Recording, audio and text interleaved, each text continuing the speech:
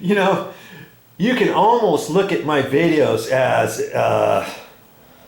your own personal coach, stopping, spending time explaining certain things and why certain things are done and what's going to happen if you do it this way as opposed to that way and that kind of stuff. ROTC programs, hey, you watch these videos and that's kind of what it is. Like, it's an open classroom setting, and I'm still getting my work done. Yes, I'm having to spend a little bit more time talking and showing you all different things, but I still get my projects done, and it's fun for me to do and share my knowledge to other people so that they can learn how to do certain things themselves. And it gives you the satisfaction of doing something when you step back, you think, wow, I didn't think I had it in me. I didn't even know what I was doing, but I started watching Joe's videos, and now I feel pretty comfortable in knowing how to do certain things. And some of my videos, maybe after you watch it, you think, well, I'm glad I watched that, because I was thinking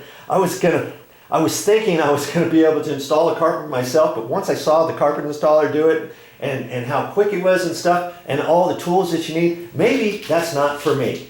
Or maybe it is, but I'm glad I watched the video so I can make an intelligent decision on deciding whether or not I want to tackle that or not, or if I feel I don't want to mess with it, I'll call a handyman for that project. But for this project over here, I think I can fix that by watching those videos as opposed to the other ones, and vice versa, okay? So, hey, I hope you enjoy the videos that I make, and you know what? If you don't, you can always send me a message. I'll respond to it.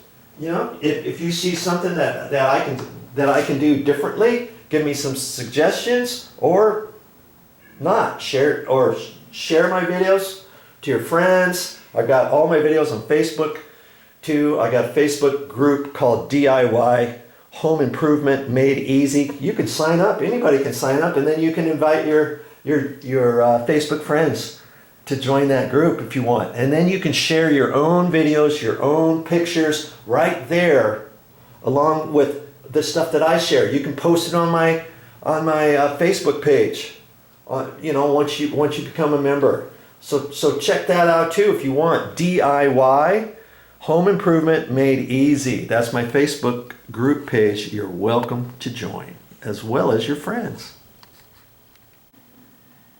Okay, I think you'll be able to see what I'm going to do. Okay, my dry run is over.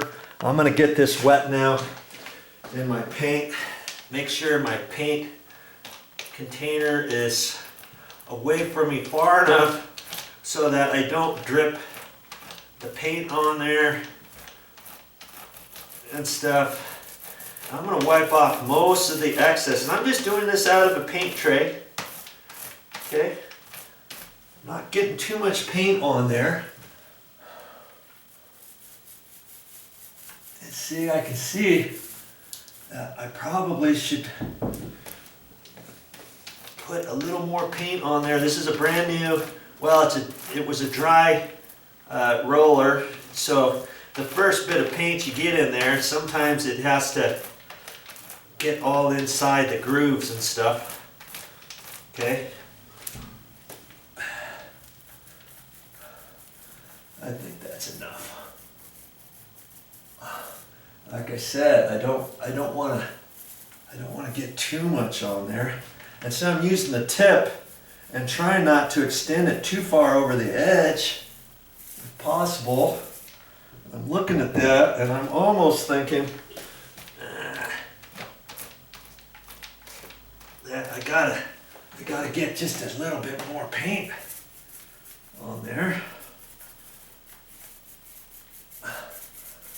Now, I haven't wiped anything off yet, but I want you to see that if I left it exactly like that, see how it leaves that little edge. See there? There's nothing you can do about that. See? If I were to leave that like that in paint, then that's going to be there for the rest of the time on that door. I don't want that. I don't want you to have that either. Okay? So that's why I'm gonna come back at the angle like that. You see? And so when I do this side here, I gotta lift the door up and I'm just wiping down that angle. Okay? Like that. There. Okay, now I'll let you see what that looks like. You see how that knocked it down? Look at that. It's nice, isn't it? Okay, so that's how I've got to do these edges. And so now I've done the top of the door from there about to the doorknobs, and so now I'm going to get from the doorknob down, and see now I've got the door, you know, because it's tilted away from the wall, I don't have to move that now, do I? I can be careful around the latches, so I don't build up the paint. Now I can run the roller down this way. Okay. However way you feel comfortable holding the roller. That. And now I'm just going to use the back this way, like this. Okay. Just for that first. Now I can run it upside down. And because I'm doing the roller without the extension pole, I can do that, right? Now I can do this front edge. Just nice and easy. I'm hardly putting any pressure on it at all. I hope that you can see that that is not leaving a buildup on there. I got a nice coverage of paint on the edge of the door now, don't I? And you see there? I don't have any lines on there, do I? And on the back side, I shouldn't have any lines. Now sometimes on the back side, you just have to kind of be careful, because if you're not paying attention, you may not get it all. And so that's why you should probably stand back here and look at it and then see how well you did up here, especially, as opposed to down here, because that side of the door has already been painted, right? I'm just going to hit a little bit more, probably at a 25-degree angle or so. Okay, that's what I'm going to do on that edge, and hopefully I won't have to do any more paint on there. That's one coat of paint over the existing paint, and that should give me enough, even though I'm probably going to put 2 coats of paint on the front of this. Now see, if I left that right there and let that dry, that wouldn't be good for the next time the next go to paint the front of this door. But because I'm going to paint this, see, after I do this edge, after I do that edge, then I'm going to start painting this, and that's going to blend right in with the wet paint. Do you see what I mean? Okay, so now I'm just going to do the same thing with this edge with my left hand. I'll hold this up here, away from the wall. Okay, I got a good buildup on my paint roller now. It's feeling really good now. Okay, I'm just going to go down probably to there. Okay, now I can hold this back and just gently get this edge, 25-degree angle or so. You know, try not to get your paint on the front edge of the door any more than you have to. And I might have hit it just a little bit because I had too much of an angle. But that side of the door has already been painted, and it'll blend in. But I don't have that build up here, see?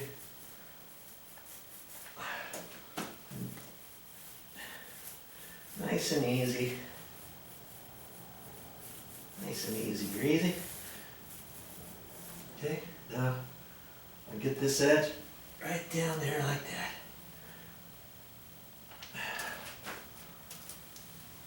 Hardly putting any pressure at all. Now that's how you do those edges. Okay, I'm done with those edges, just like that. That's why I don't do the edges on the first time before I do the first coat of paint on one side of the door before I flip it. I do the front edge first, let it dry, flip the door around, then I can do the edges. You see what I mean? Now now I can get right into my paint, can I? I can get right into my paint and start painting the face of this door. And let's just do some here.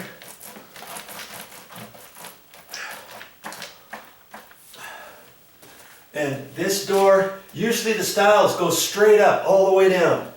All the way down. So these bits of wood stop. They're dadoed in there, notched in there, however. So I do those first. Now I got my paint roller extension, which is just my broom handle, and kaboom. I'm done with that top bit. Okay, now I'm going to do the middle. Let's just get over here this way so you can see what I'm doing. I'm not going all the way to the end of the door, am I? Over here. I don't care about that just right now.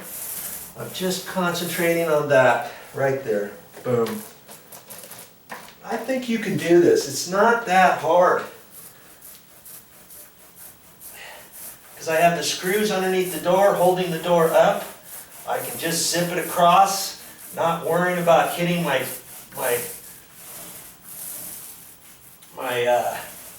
roller cover on the craft paper, or having the craft paper stick to the bottom of the door. Or if I had pieces of wood at the bottom of the door, those would be in my way. Unless you cut them and then slide only half the wood under, in the door back so that the front sticks out or something. Okay, now I'm just gonna kind of put some paint on there. Get enough on there. Now I'm just concentrating on getting the paint nice and even on here. Okay, and once I go through there, if you get some buildup, I just wipe that off. Okay, that. And I just want to get that paint on a nice even amount on the entire door. Okay. Now I'm going to go from top to bottom. Oh, it looks like no, it's fine. Okay, I've already painted these, right? So I'm gonna go from bottom to top along that edge, and then I'm just gonna move it over. Top to bottom, one nice even stroke. Can you see? Now I'm gonna hit this edge again, just barely, because I could get a buildup going on the edge of the door that way, right? Okay. So now I've done that. I got to do the same thing. I can build up a little bit extra on my 1/4 inch, and just kind of do this business. Okay, like that, just to get the paint on there, because it's only 1/4 inch nap, and I should have enough on there. And mind you, I'm going to put 2 coats. I'm putting 2 coats on here, okay? So this is the first coat. And I'm just making sure I've got the same pressure all the way to blend all that paint in there. Now I can go from top to bottom. This is just, and from bottom up to the top, top to bottom. Okay? Now I can hit this edge. Like that. Okay, there. I hope you learned something with that. Okay, now I can do the middles. All right. Let's get the